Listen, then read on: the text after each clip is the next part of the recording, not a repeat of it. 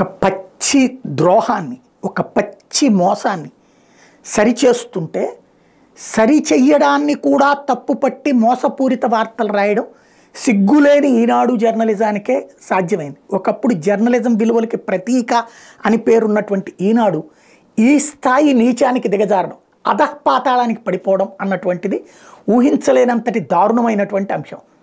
చంద్రబాబు గారి హయాంలో అమరావతిలో భూములు తీసుకున్నారు.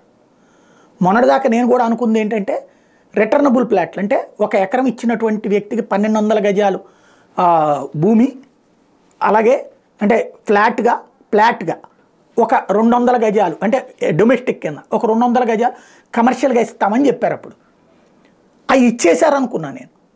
కానీ తీరా చూస్తే ఇవ్వలేదని మన జడ శ్రవణ్ కుమార్ గారు చెప్పేదాకా తెలియదు. ఎందుకంటే ఇంతవరకు రైతులకి న్యాయం మేమే చేసాం.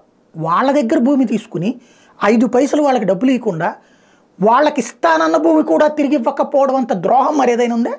ఎందుకు ఇవ్వలేదు? ఆ రోజున తమ వాళ్ళకి చక్కబెట్టుకోవడానికి చేసుకొచ్చారు. ఎలక్షన్స్ దాకా కూడా ఇవ్వలేదు ఆ భూములు. ఇప్పుడు దాన్ని ఆ సమస్య పరిష్కారానికి జగన్ సర్కార్ సిద్ధపడితే అడ్డకోలు కారు కూతలతో ఒక కథనం రాసింది ఈనాడు. అమరావతిని ధ్వంసం చేయడానికి జగన్ ప్రభుత్వం అన్ని మార్గాల్లో ప్రయత్నాలు చేస్తుందట. భూములు ఇచ్చిన రైతులకు కేటాయించాల్సిన రిటర్నబుల్ ప్లాట్ల విషయంలో చుక్కలు చూపిస్తోందట.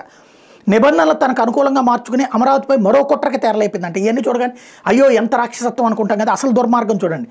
వాళ్ళ ఆమోదం అవసరమే లేకుండా రైతులకు బలవంతంగా ప్రత్యామ్నాయ ప్లాట్లు అట్టగట్టేందుకు రంగం సిద్ధం చేసిందంట. తూ అని ఉయ్యాలనిపిస్తోంది వీళ్ళ మేము మొహాన.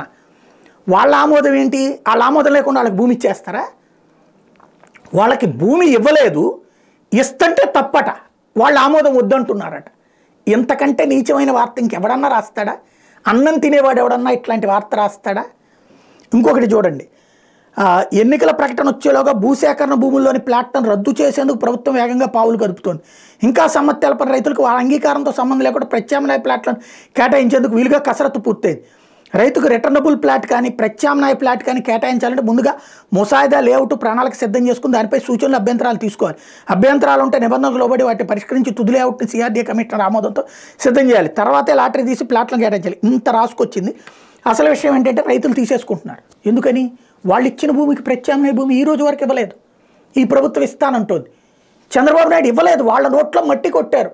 ఏడాది పొడుగునా పంటలు పండే ప్రాంతంలో వాళ్ళ భూమి తీసేసుకుని ఒక్క ముద్ద పెట్టకుండా, అదేమంటే ఆ కౌలు అని చెప్పేసి ఏడాదికి 25,000 వాళ్ళ మొహాన పడేసేసి నెలకి ₹1,00,000 దాకా సంపాదించుకున్నారు. కనీసం 25,000-30,000 సంపాదన తక్కువ ఎవరికి లేదు అక్కడ.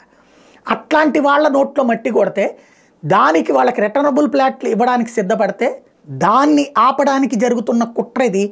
అమరావతి రైతులని వాళ్ళ వేళ్లతో వాళ్ళ కళ్ళు పొడిచేటటువంటి కుట్ర ఈ దౌర్భాగ్యమైనటువంటి వార్త.